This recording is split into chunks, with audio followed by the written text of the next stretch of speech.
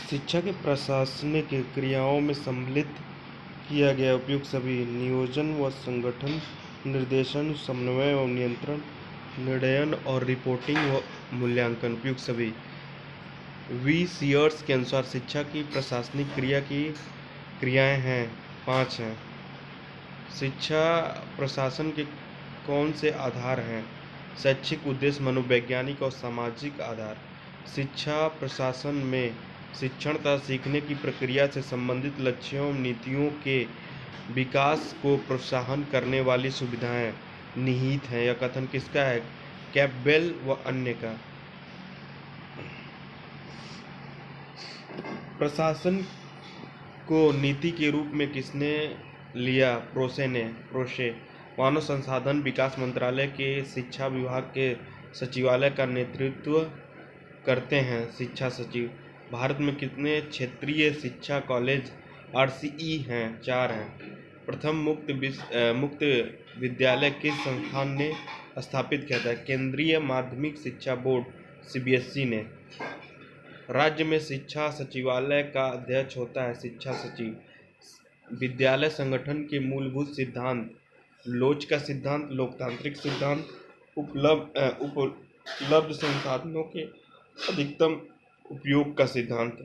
विद्यालय संगठन का नेतृत्व है बालक का सर्वांगीण विकास करना। विद्यालय प्रशासन के कार्यों को बांटा गया है। प्रशासकीय कार्य, नीति निर्धारण संबंधित कार्य। प्रधानाध्यापक का प्रशासनिक दायित्व है प्रबंधन समिति के अच्छे संबंध कायम रखना। शिक्षा के व्यावसायिक गुणों में शामिल है व्यावसायिक परीक्षण और व्यावसायिक निष्ठा, दोनों A और B। विद्यालय की स्थिति कैसे स्थान पर होनी चाहिए? विद्यालय की स्थिति कैसे स्थान पर होना चाहिए? ऐसे स्थान पर जहाँ की जलवायु व भूमि न तो अधिक शुष्क और न ही अधिक नम हो। कक्षा में सीटों की व्यवस्था की जानी चाहिए क्षैतिज रूप में, अर्धगोलाकार ढंग से, शीर्षात्मक रूप से। उपरोक्त सभी प्रकार से। संग्रहालय का अर्थ महत्वपूर्ण वस्तुओं का संग्रह कक्ष, सूचना कक्ष, प्रदर्शन कक्ष, इन सभी का संयुक्त रूप। तकनीकी और व्यावसायिक कौशलों के विकास के लिए सबसे उपयुक्त स्थल है वर्कशॉप या कार्यशाला। प्रयोगशाला द्वारा विषय विशेष के लिए पर्यावरण तैयार किया जाता है। प्रयोगशाला द्वारा विषय विशेष के लिए पर्यावरण तैयार किया जाता है। उपरोक्त सभी सहायक, उपयुक्त एवं अनुकूल व्यवहारिक कार्य हेतु, प्रभावी अनुसंधानात्मक प्रवृत्ति के विकास हेतु। पुस्तकालय विद्यालय का हृदय है, किसका कथन है? जॉन डेवी का। पुस्तकालय विद्यालय का हृदय है, किसका कथन है? जॉन डेवी का।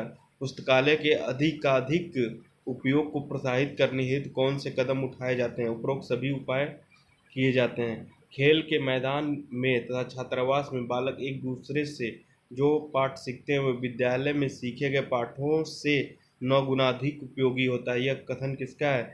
जीन जेम्स रूसो का। छात्रालय में निम्न में से कौन से रजिस्टर होने चाहिए? संपत्ति रजिस्टर, प्रवेश रजिस्टर, कैशबुक, सभी होने चाहिए। विद्यालय इतिहास से संबंधित सूचनाओं का लेख रखा जाता है विद्यालय कैलेंडर में। बालक की शारीरिक और शैक्षिक उपलब्धियों का लेखा जोखा रखा जाता है सचिव अभिलेख में। कार्यालय को विद्यालय का नाड़ी संस्थान किसने कहा है? रायबर्न ने। पाठ्यक्रम में वे समस्त अनुभव सम्मिलित हैं जिनका बालक विद्यालय के निर्देशन में प्राप्त करता है। वाल्टर सी। समय तालिका के निर्माण में सभी का ध्यान रखा जाए। पाठ्यक्रम सहगामी की क्रियाएं आधारित हैं क्रिया के सिद्धांत पर, रुचि के सिद्धांत पर, नियोजन के सिद्धांत पर। पाठ्यक्रम सहगामी क्रिया में सहायक है नैतिक गुणों के विकास में, अनुशासन स्थापित करने में, विशेष रुचि के विकास में। उपरोक्त सभी।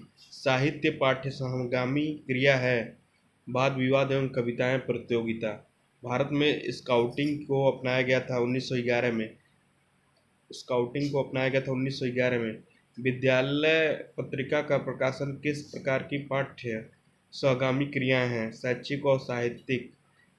नागरिक प्रशिक्षण संबंधित पाठ्य सहगामी क्रिया है सामूहिक खेल एवं मॉडल संसद। स्काउटिंग के जन्मदाता हैं सर रॉबर्ट बेडान पावेल।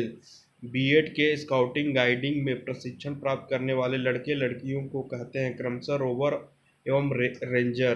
प्रशासन को इकोनॉमिक के रूप में व्यक्त किया गया।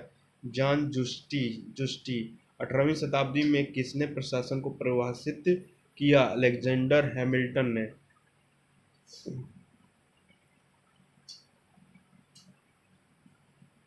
शैक्षिक प्रशासन के उद्देश्य हैं शिक्षा को उत्पादन का साधन बनाना, शिक्षा को सुनिश्चित योजना एवं रूप, प्रजातांत्रिक दृष्टिकोण का विकास।